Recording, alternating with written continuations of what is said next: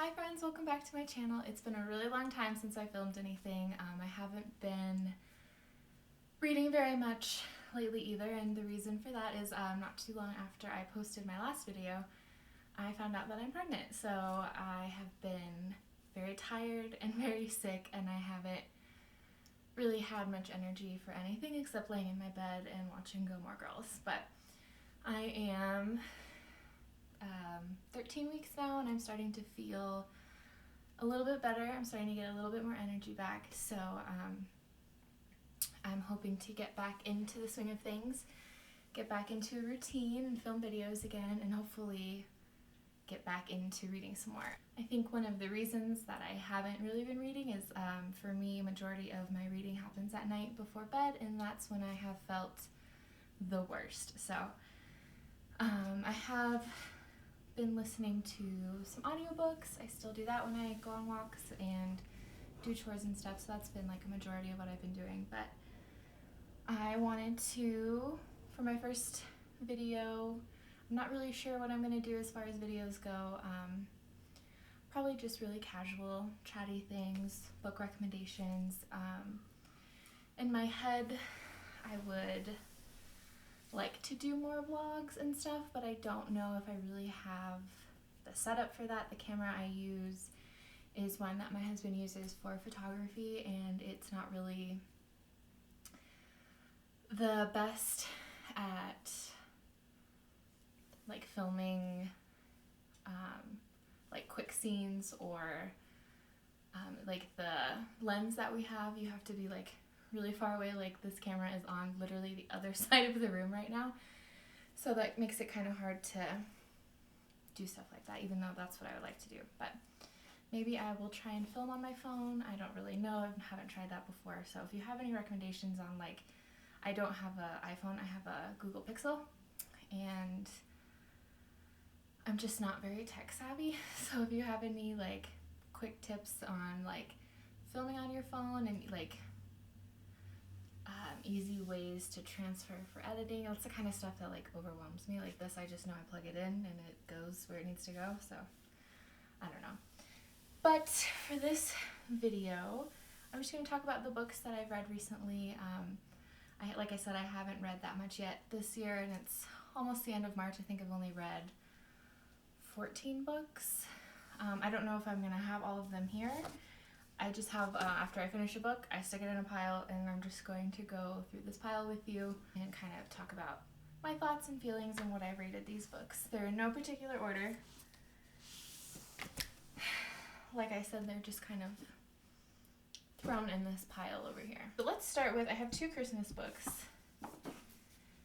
For some reason, every year, I think it's because we're usually gone for Christmas, we're usually visiting my in-laws.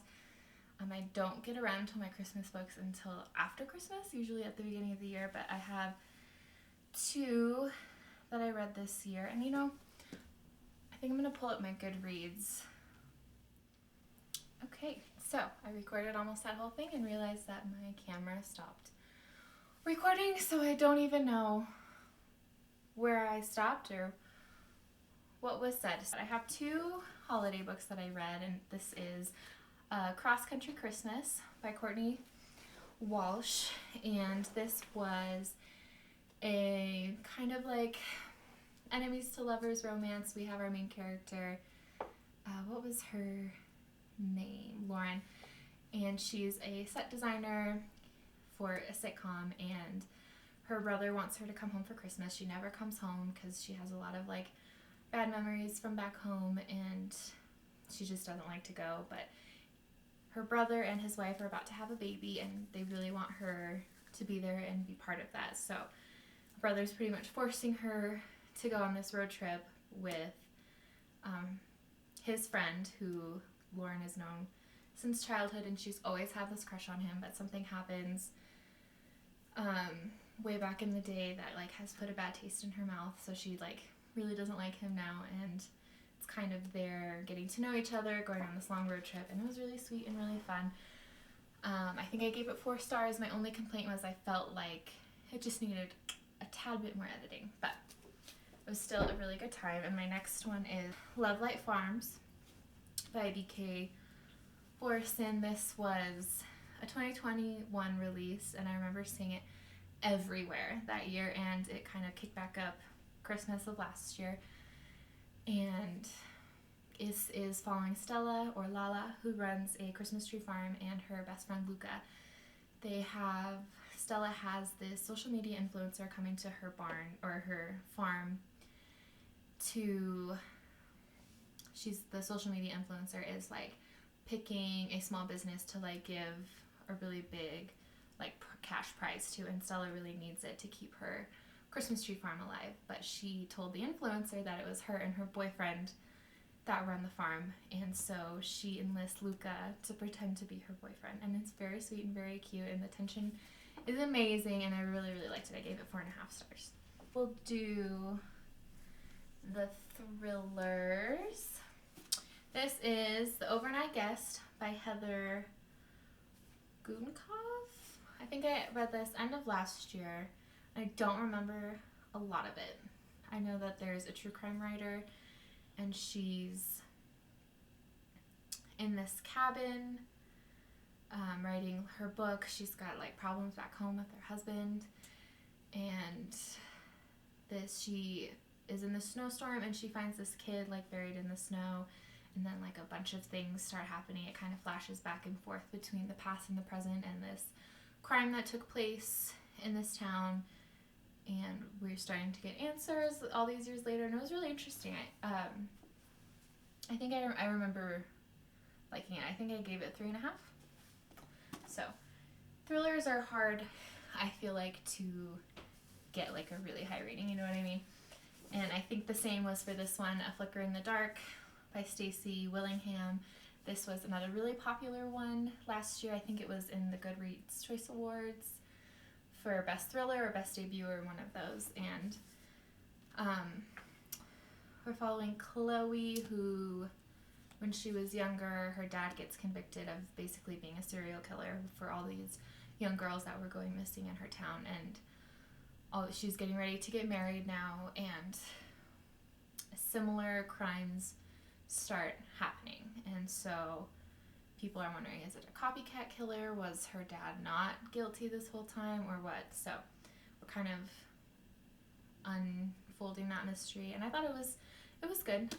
I gave it 3.5 for this one as well. And then my next thriller is the new Mary Kubica, Just the Nicest Couple. Mary Kubica wrote one of my favorite thrillers, Local Woman Missing. It was, I think, one of my all-time favorite thrillers. It was in my top books, like top 5 books of that year, and I just really loved it. And so my expectations were pretty high for Just the Nicest Couple. And I feel really bad saying this because the publisher did send it to me, and I am incredibly grateful. But I just didn't jive with it very well. I thought it was pretty boring. It is a very short read, so that has that going for it, but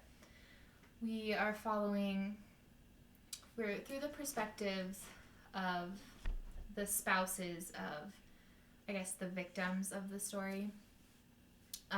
So that's kind of interesting that she did it through their perspectives, kind of something different. But like I said, it was just a little boring. I felt like the twists were pretty predictable. I was kind of disappointed because I thought Local Woman Missing was just so good. So I gave this one 2.5. It's a bummer, but I will still pick up more from this author. I would love to hear if you have a backlist title from hers that you like, because I know she has quite a few, so I would definitely pick those up. Next on my thriller list here was The Family Game by Catherine Steadman, and this one was a pleasant surprise for me. I really liked this one. I listened to the audiobook.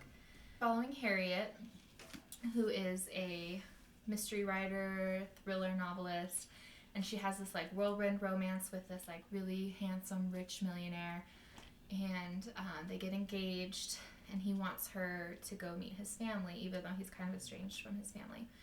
And so they're kind of a intense crowd, and she gets pulled into all these weird traditions and games, and it's really overwhelming, and it was really good.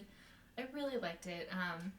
From what I think the author narrates it herself, so I really recommend the audiobook. It was really well done, and I gave this 4.5 stars. I thought it was really good. I was hooked immediately, and I thought it was a fun time. So next, let's do a historical fiction. I finally read Bloomsbury Girls by Natalie Jenner. I read the Jane Austen Society a couple years ago and I absolutely loved it. And I picked up the audio for this one and I started it and then I kind of was like, eh.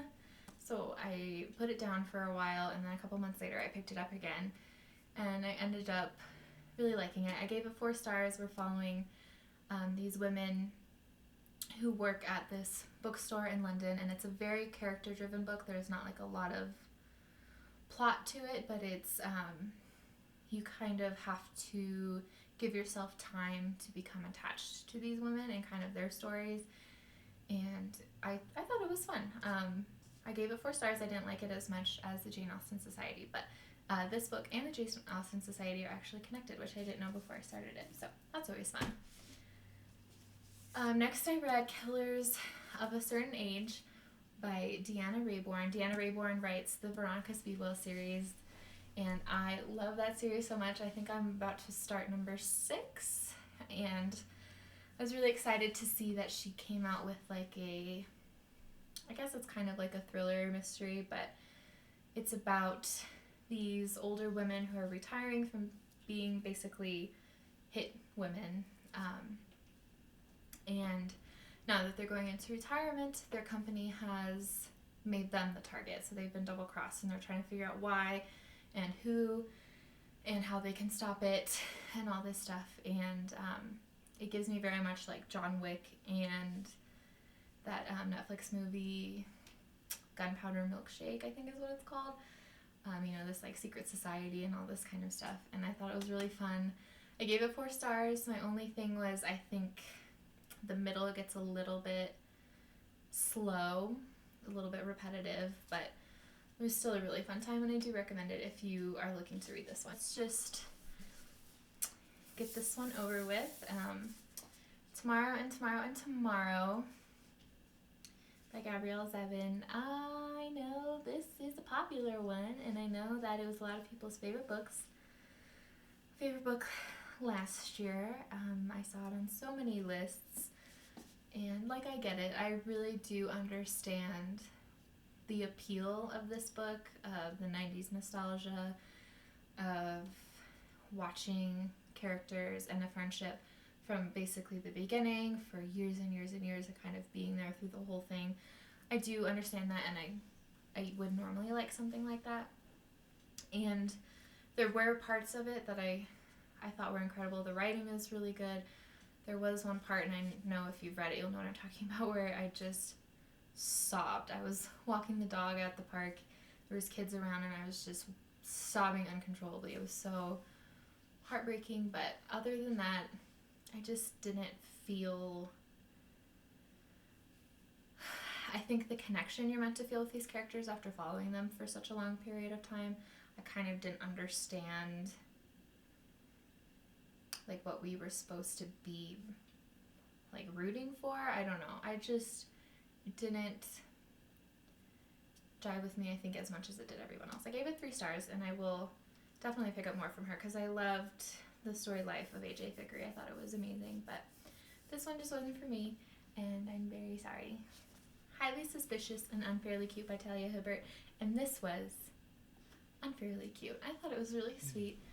This is, I think Talia Hibbert's first like go at YA romance, and I thought it was adorable. I love her writing and how witty it is, and how her characters have this really fun way of talking with each other. And this, we're following Celine and Bradley. They used to be best friends when they were younger, and something happened that they're no longer talking to each other until something happens at school, and then they're kind of thrown together. Celine is wanting to do this like adventure camp thing to get a scholarship for college, and Bradley pretty much just invites himself so that he can have a chance at the scholarship as well. And they're just kind of thrown together and have to go on this adventure, and it's really sweet and really cute, and I really liked it. I gave it 4 stars. And then let's do Happiness for Beginners by Catherine Center. Before this one, I had read 2 Catherine Centers, and I have the old cover of this one, and I really want to get the new one that matches all of her like fun flowery new covers, but that's okay. I don't need to. The ones I had read before this were How to Walk Away, which I think is like the one that like made her more recently popular, because I know she has like a pretty big backlist, but you know, there's that one book that publishers really start to like push, and it was How to Walk Away, and I really liked it. And then I read The Bodyguard. The Bodyguard is what it's called, right? It's one of my favorite romances ever, and one of my favorite books was last year, but I really loved it. So I picked up this one. I picked up the audiobook, and I listened to it in a day. I never do that. I think it was pretty short. I think it's like 9 hours, and I listen, you know, pretty, like 1.9 usually is my speed. But so I got through it in a day, and I thought it was really sweet.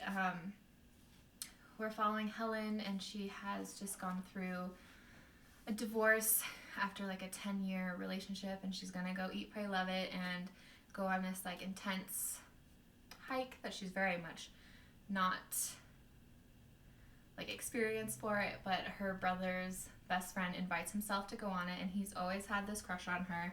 He's like quite a bit younger than her, but he basically goes to like keep an eye on her, and it's very sweet, and I really had a good time with this. It's a quick, fun read. I think it's great for summer.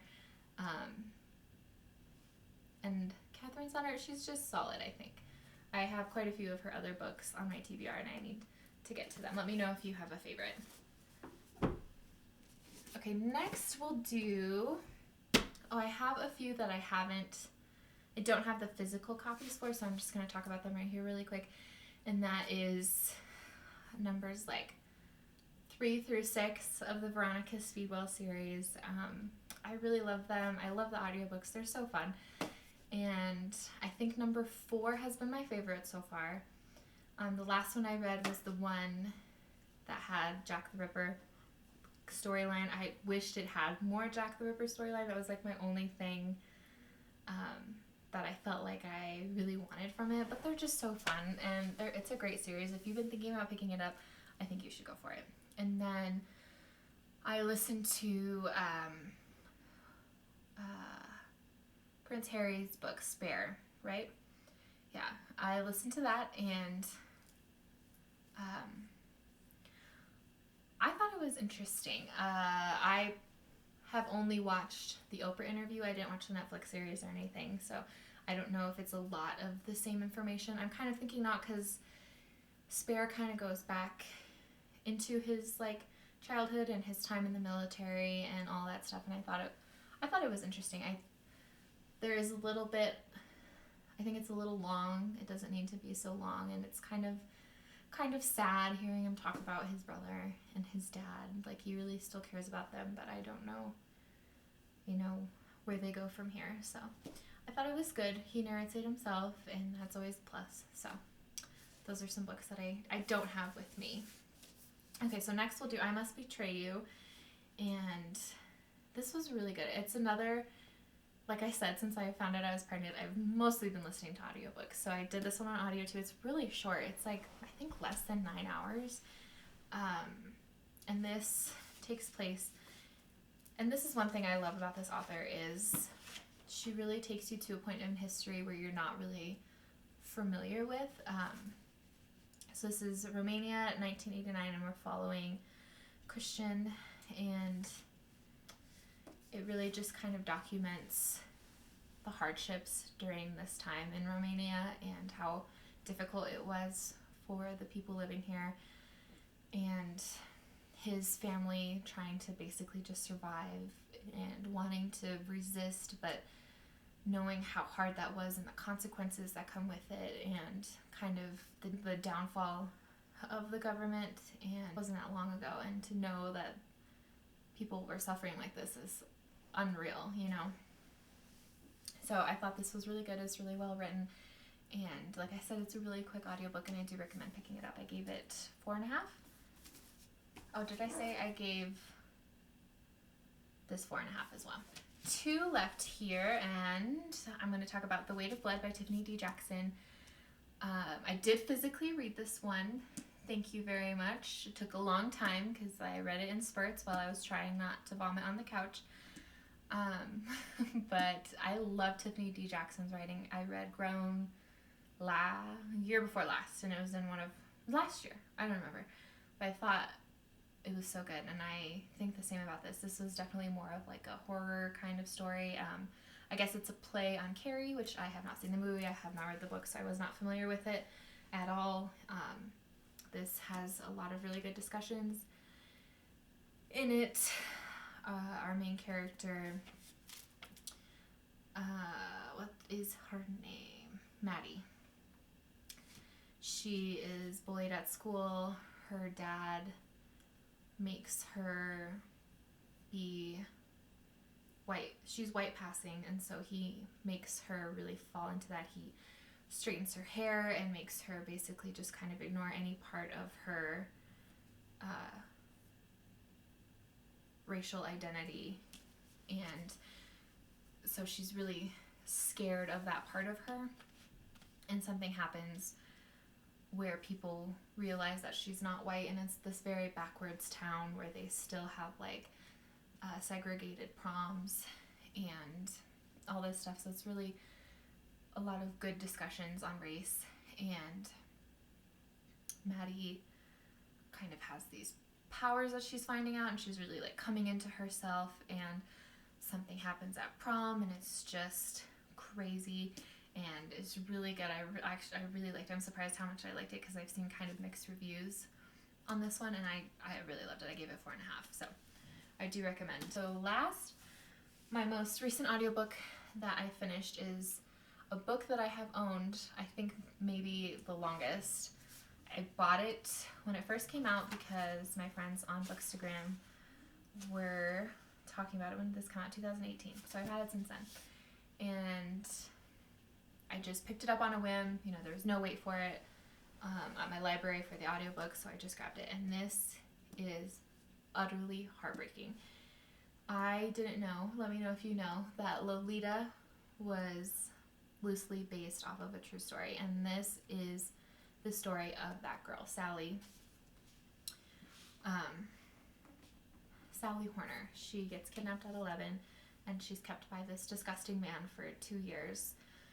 And it tells the horrors of everything that she went through, and her family, through the perspective of her family as well after she goes missing, and kind of it's also through the perspective of people that she meets while she's with this man. And it was so sad. And the author talks about, in the end, and the author's note, that, you know, this is like fictionalized. We don't know everything that went through happened in Sally's life, but, you know, this is the best way to kind of tell her story, because I think she's very much forgotten in the hype and the way that Lolita is kind of praised in the classic literature world. And she talks about how he was struggling to write Lolita, like he had struggled for a while, and then the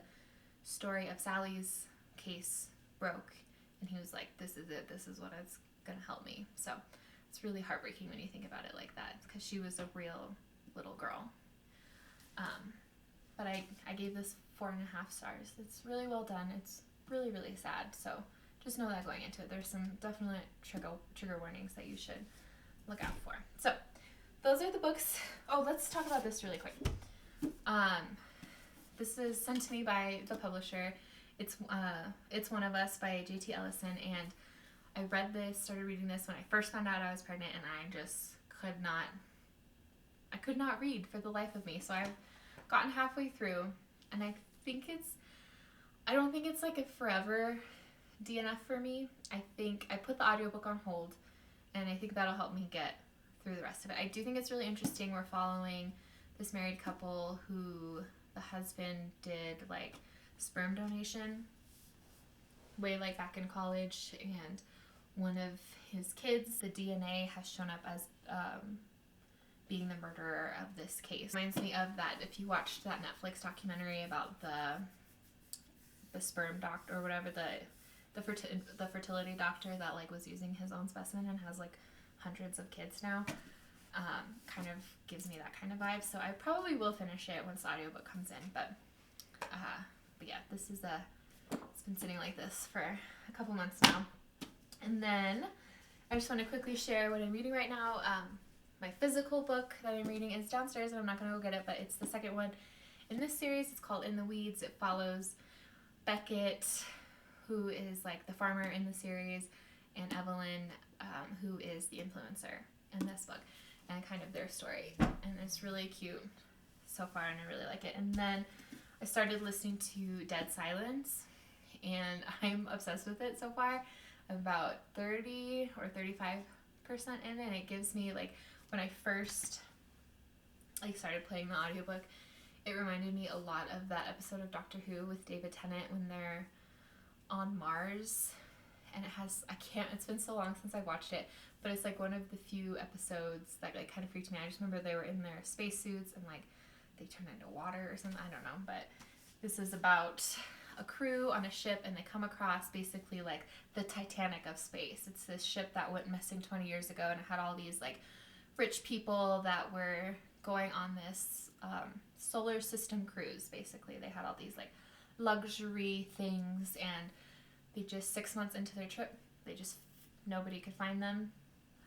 Something happened. They never knew what happened, and this crew just randomly comes across this ship, and they're trying to basically like prove that they found it and get like kind of the glory for finding it. And so they're going on board, and these weird things start happening, and they think that there's some kind of presence on board. I don't know. It says a ghost ship.